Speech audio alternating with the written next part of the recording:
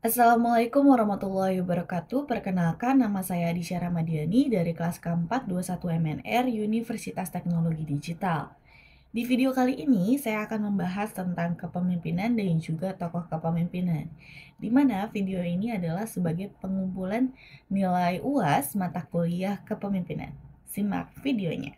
Mari kita bahas materinya, yaitu tentang kepemimpinan. Leadership is not about titles, it's about influence. Building high-performing teams is the key to success. Nah, apa sih arti dari kepemimpinan itu? Kepemimpinan adalah sebuah proses di mana seseorang mempengaruhi sekelompok individu untuk mencapai tujuan bersama. Ini melibatkan kemampuan untuk menginspirasi, memotivasi, dan juga membimbing orang lain baik secara individu maupun dalam teams menuju visi dan atau sasaran yang telah ditetapkan. Kepemimpinan bukan hanya tentang posisi atau jabatan, tetapi juga lebih kepada tindakan dan juga pengaruh yang diberikan seseorang kepada orang lain. Nah, berikut adalah definisi kepemimpinan dari beberapa ahli. Menurut Gary Yuki tahun 2005, kepemimpinan adalah proses untuk mempengaruhi orang lain untuk memahami dan setuju dengan apa yang perlu dilakukan dan bagaimana tugas itu dilakukan secara efektif, serta proses untuk memfasilitasi upaya individu dan kolektif untuk mencapai tujuan bersama. Kemudian menurut Sudarwan Danim tahun 2004, kepemimpinan adalah setiap perbuatan yang dilakukan oleh individu atau kelompok untuk mengkoordinasikan dan juga memberi arahan kepada individu atau kelompok yang tergabung di dalam wadah tertentu untuk mencapai tujuan yang telah ditetapkan sebelumnya. Kemudian menurut Martinez Yamin dan juga Maisa tahun 2010, kepemimpinan adalah suatu proses mempengaruhi yang dilakukan oleh seseorang dalam mengelola anggota kelompoknya untuk mencapai tujuan organisasi. Kemudian lanjut ke tipe kepemimpinan, di mana tipe kepemimpinan itu ada 8. Yang pertama ada the strategist. The strategist adalah pemimpin tipe ini fokus pada perencanaan jangka panjang dan pengembangan visi. Mereka mahir dalam mengantisipasi perubahan serta menganalisis data. Kemudian yang kedua ada the change capitalist. Tipe kapitalis, perubahan dikenal karena kemampuannya mendorong perubahan. Mereka menyukai situasi yang rumit yang memberikan kesempatan untuk perbaikan. Namun, tipe kepemimpinan ini bisa sangat berbahaya bagi organisasi.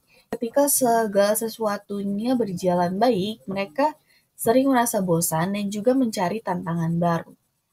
Kemudian yang ketiga ada the transactor.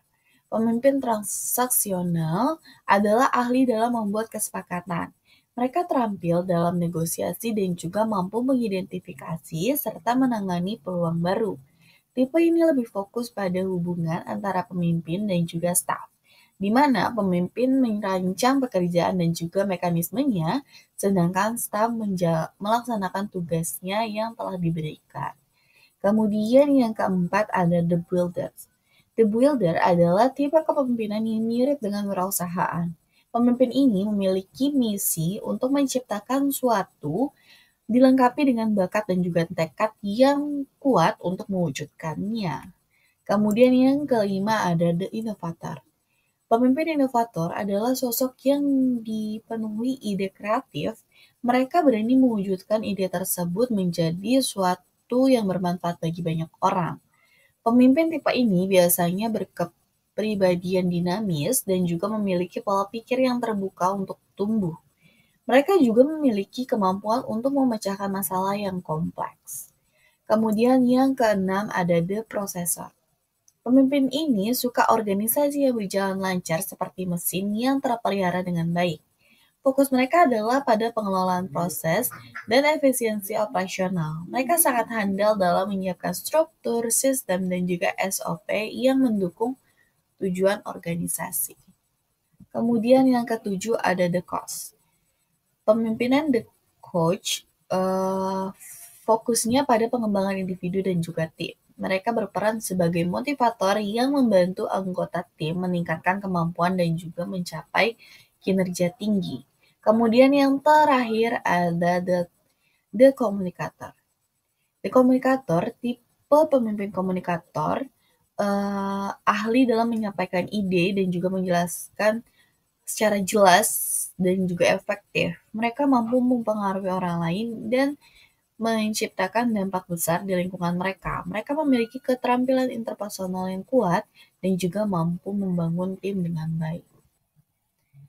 Baik, kita masuk ke bahasan tentang tokoh kepemimpinan. Tokoh kepemimpinan yang saya ambil adalah Bill Gates. Bill Gates dikenal sebagai pemimpin yang visioner dan strategis di Microsoft.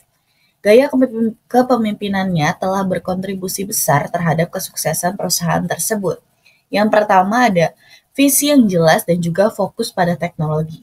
Gates memiliki visi yang kuat tentang masa depan komputasi, yaitu komputer di setiap meja dan di setiap rumah. Visi ini menjadi landasan bagi pengembangan Microsoft. Ia sangat fokus pada inovasi teknologi dan selalu mendorong pengembangan perangkat lunak yang lebih baik dan lebih mudah digunakan. Kemudian yang kedua, gaya kepemimpinan yang berorientasi pada hasil dan kritis. Gates dikenal sebagai pemimpin yang sangat berorientasi pada hasil. Ia menetapkan standar yang tinggi dan mengharapkan kinerja terbaik dari karyawannya.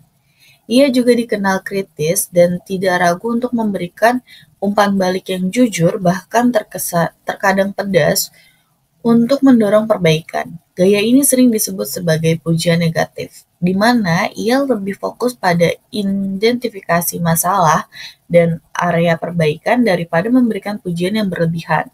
Hal ini bertujuan untuk mendorong karyawannya untuk terus berkembang dan berinovasi. Yang ketiga, kepemimpinan situasional. Gates menerapkan gaya kepemimpinan situasional, yaitu menyesuaikan gaya kepemimpinannya dengan situasi dan kebutuhan tim. Di awal berdirinya Microsoft, ia cenderung lebih otoriter atau gaya telling, di mana ia mengambil sebagian besar keputusan sendiri. Seiring dengan pertumbuhan perusahaan, ia mulai mendelegasikan lebih banyak tanggung jawab dan melibatkan karyawan dalam pengambilan keputusan atau gaya participating dan delegating. Yang keempat, mendorong inovasi dan persaingan. Gates sangat mendorong inovasi di Microsoft. Ia menciptakan budaya di mana ide-ide baru dihargai dan dieksplorasi. Ia juga sangat kompetitif dan sangat berusaha untuk mengungguli pesaing.